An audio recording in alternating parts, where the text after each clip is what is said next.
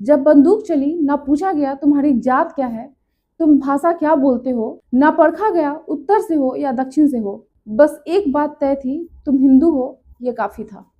पर अफसोस हमने खुद को दीवारों में बांट रखा है। नाम, नस्ल और प्रदेश के नाम पे एक दूसरे से ही जंग लड़ रहे हैं, जबकि असली दुश्मन छिप कर देख रहा है हमारी टूटती एकता।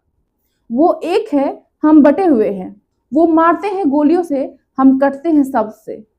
पहलगांव की गलियां गवाह है कैसे नफरत के सौदागरों ने मासूमों की जान छीनी, और हम अभी भी पूछ रहे हैं तुम किस जात के हो।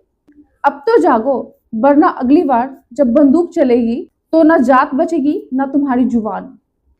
सिर्फ एक लहूलुहान नाम लिखा जाएगा, हिंदू। बहुत तकलीफ की बात है कि आज भी इंडिया में हम इसलिए लड़ते हैं कि वो हिंदू है, वो मुस्लिम है। अंग्रेज चले गए बट डिवाइड एंड रूल अभी भी इंडिया में है। लोग हमें जाति धर्म के नाम पे आपस में लड़वा रहे हैं और दुश्मन दूर से खड़ा हमें देख रहा है। जब भी मौका मिलता है वो अटैक करते हैं। हम सिर्फ हिंदू मुस्लिम लड़ रहे हैं और वो दूर खड़ा इंसान हमारी इन कमजोरियों को देख रहा है और हम पे हंस रहा है कि कितने मूर्ख हैं हम लोग। आज़ादी के इतने सालों बाद भी आज की डेट में हम वहीं पे खड़े हैं। हम सभी को शर्म आनी चाहिए कि हम किस लिए लड़ रहे हैं। क्या हम इंडिया में प्यार से नहीं रह सकते? क्या इंडिया में हिंदू मुस्लिम एक भाई की तरह नहीं रह सकते? आज की डेट में जब पहलगांव जैसी घटनाएं होती है तभी हमें याद आता है कि हम इंडियन हैं और हमें यूनाइट होना चाहिए। पहलगांव में गोलियां चली पर उससे पहले नाम पूछा गया था। क्या सिर्फ एक नाम, एक धर्म, एक पहचान मौत का सबब बन गया है? 28 लोग, माँ बाप, पति, बच्चे सिर्फ इसलिए खत्म हो गए क्योंकि वो हिंदू थे। ये इंसानियत के खिलाफ जंग है। इसका जवाब सिर्फ सरकार से ही नहीं, हम सब से है। ना हिंदू मरा ना मुस्लिम मरा, मरा तो इंसानियत।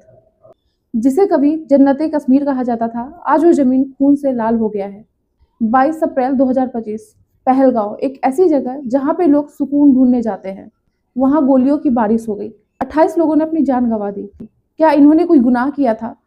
इनमें ज्यादातर वो लोग थे जो जिंदगी के कुछ हसीन लम्हे वहाँ पे गुजारने गए थे। उनमें से किसी का सपना था स्नो देखने का, किसी का फैमिली ट्रिप का, किसी की 2-4 दिन पहले शादी हुई थी। सब यहीं पे खत्म हो गया। लेकिन उनकी गलती क्या थी? वो सिर्फ हिंदू थे। करनाल के विनय नरवाल, कानपुर के शुभम द्विवेदी एंड छत्तीसगढ़ के दिनेश, ये जोड़े अपनी नई जिंदगी की शुरुआत करने यहाँ पे आए थे। कुछ दिन पहले ही इनकी शादी हुई थी। पत्नी के हाथों की मेहंदी भी नहीं छूटी थी, लेकिन आतंकियों ने उनके सपने खत्म कर दिए।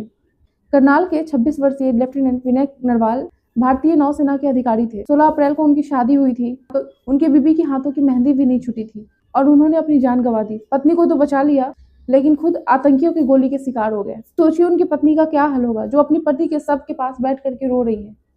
उनके माँ बाप के ऊपर क्या बीत रहा होगा।